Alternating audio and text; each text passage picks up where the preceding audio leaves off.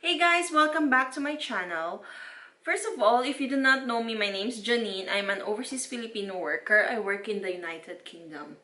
And I just recently traveled home from United Kingdom to the Philippines. So the date of my travel was last 28th of February and dumating ako sa Pilipinas noong March 1. On this vlog, I'm gonna share to you the 3 most frequently asked questions about sa international travel during this pandemic time. So what is the first question? So the first question is, when can you leave home? Basically, this is applicable sa mga kapwa ko, overseas Filipino worker na nagtatrabaho sa United Kingdom. What are the reasons that we will be allowed to fly? Because first of all, international travel is restricted in my country. The second question is, what do you need to prepare when traveling? And the third question is, what do you expect during quarantine in the Philippines?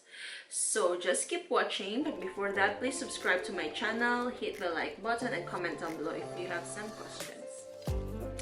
Okay, so first question, when you can leave home. With this, I can answer only those who are from the United Kingdom because basically I'm from that country. I cannot really answer kung from Middle East ka or America because every countries, they have different COVID-19 policies. Sa United Kingdom, the latest is international travel is still restricted unless you have a reasonable excuse na pwede kang mag-travel.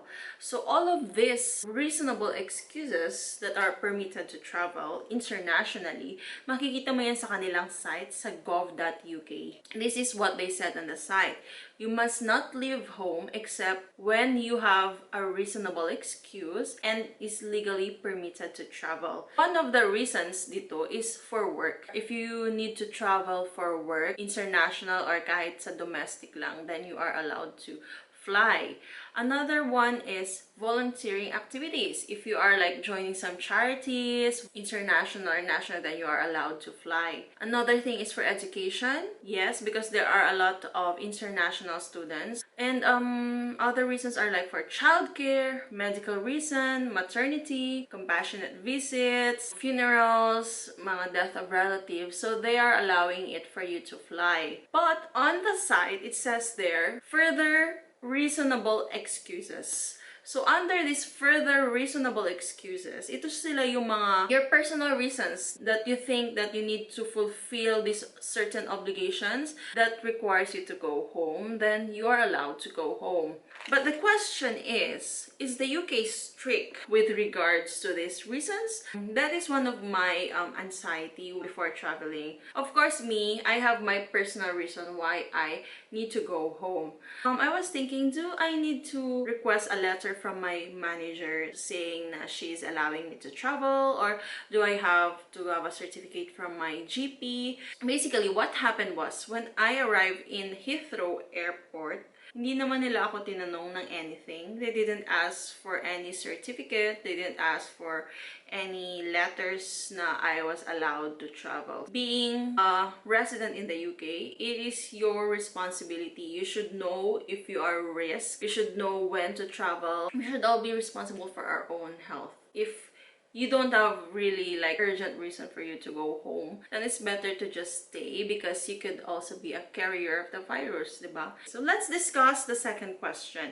What do you need to prepare before flying? First of all, do I need to have a negative swab? The answer is yes and no. It depends on your airline of choice. Like for me, my airline of choice was Gulf Air. They do not require a negative PCR test for coronavirus. Other airlines like Qatar, Etihad, and the rest, they are all requiring a negative PCR test. My basic reason why I flew with Gulf Air na hindi nag-require ng PCR test is it is hard for me to find time to go to the clinic and do a PCR test and come back there 2 days after to get the result. It is not easy for me because of my schedule. But the downside with that is, hindi ka sigurado sa mga kasama mo sa plane because all of you are not swabbed, diba? You are risking your health. When you fly naman with other airlines that require PCR test, then you have to do it 3 days prior to your flight. After that, you have to get a certificate that you are allowed to fly.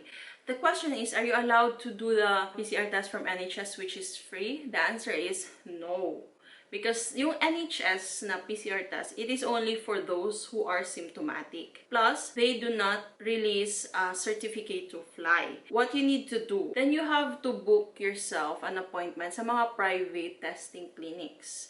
So the thing is, kung mura nga yung flight ticket dito, mapapadagdag ka naman ng mga almost 200 pounds for the PCR test. But I do highly suggest that you will buy or you will fly with those airlines na nagre-require ng PCR test just for your own safety. And just to share to you guys, my flight from London to Bahrain with the Gulf Air, sobrang walang tao sa plane. Like in one lane, it's just me. However, yung flight ko naman from Bahrain to Manila, it was so congested. When I say congested, it's just like a normal flight. Walang social distancing. Another thing na kailangan mong prepare bago ka lumipad is you have to make sure na member ka ng OWWA. For me, that is a requirement. Actually, I'm so unfair when I say that for me, diba? Kasi this is what happened to me. When I arrived at NAIA, the lady there, doon sa briefing area ng OWWA, she randomly asked me. Yes, it was a very random question. Why? Because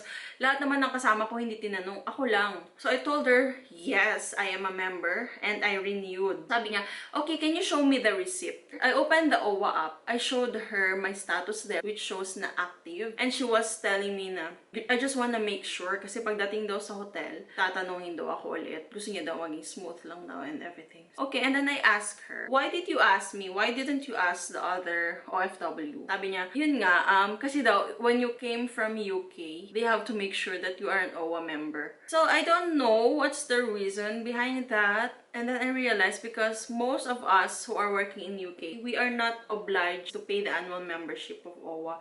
Maybe that's the reason why they need to check that if you're from UK, you have to become an active member of OWWA.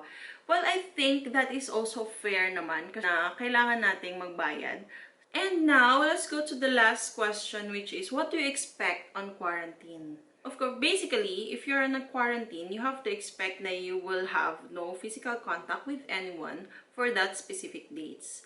As of March 1, 2021, the 3 main airports in the Philippines where an OFW can arrive remains the same, which are Manila, Cebu, and Clark. On these places, you are still required to do a 7 days quarantine. The date of your arrival is considered the day 0. On the 6th day, doon ka pa isa-swab. After 24 to 48 hours, pag nandiyan ang result, then you can go home to your local government. Quarantine on your local government depends on the rules and regulations on that specific LGU. Another thing is, when you're at the hotel, yung mga gamit nyo, mga padala ninyo para sa pamilya ninyo na nandiyan pa sa inyong maleta, hindi nyo siya mailalabas during the span of your quarantine. So, kapag negative ka, pwede mo nang ilabas, pwede mo nang ibigay sa pamilya mo ang iyong mga padala. Another thing is, bawal dito sa hotel na sinisiyan ko, which is the Park Inn by Radisson, bawal ang mag-order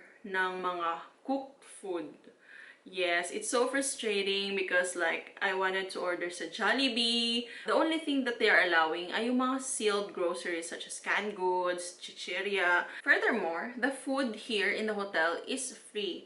OWWA is serving food, breakfast, lunch, and dinner. And I think for me, it's enough for me. Actually, sobra pa nga siya yung rice nila. But for big eaters, I recommend na you have to really bring some extra food like breads in case magutom kayo, mga snacks. But also, another thing is you can order naman sa Grab. Ang Grab naman ito sa Philippines is marami naman kasi silang groceries na pwedeng ma-orderan. So, that's a good thing. For water, the hotel is giving free water. I have here tatlong 6.6 liter ng water.